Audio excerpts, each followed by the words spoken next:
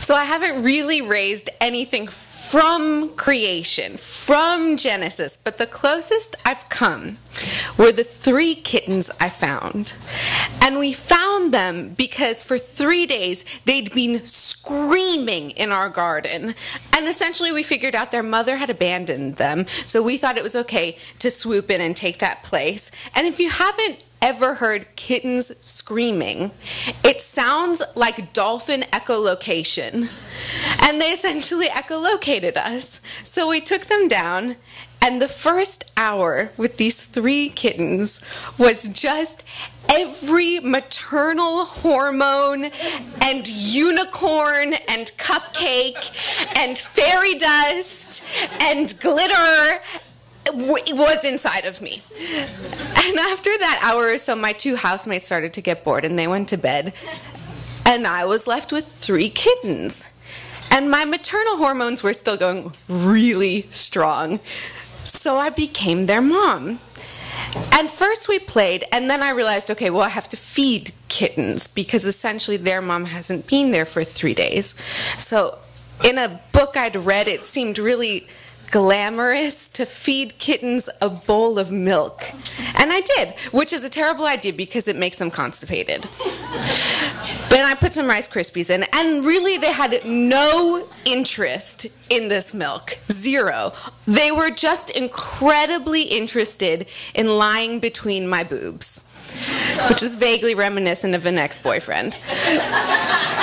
And so I figured out that if I put little drops of milk in between my boobs, the kittens would eat it there, and we'd be fine. And we spent the rest of the night with them right in between my boobs, which they had essentially labeled home. And now the next few months, I quickly discovered that kittens are just a really adorable gastrointestinal tract. And my life started to revolve around feeding them, which we now had kitten milk, which is not cow's milk and smells like death, but they really like it.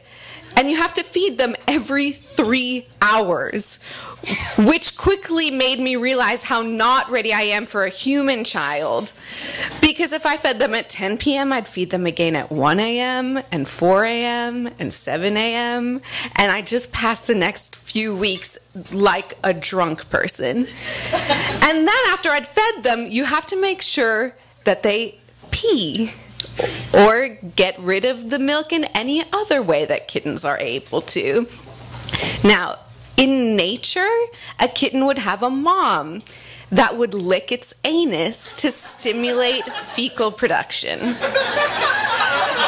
But if your mom is a human named Antonia, who has no interest in getting her tongue anywhere near your anus, Antonia would then have to use a wet washcloth to essentially jerk you off until you got rid of the kitten milk. And that's what my life became, jerking off kittens and then aiming them so that they didn't pee on my clothing. And that was essentially as dramatic as the kittens got. There was once a moment when I had them in a box in a very windy area, and the wind blew them into the road where they were like an inch away from sudden death. And that, because they'd turned me into just the most loving, undyingly maternal creature, was as close to real terror as I've ever felt. And at those moments, I would think back to the night that I first found them, when they were lying in between my boobs and calling it home, and how that night it had been exactly 2 months since I was sexually assaulted.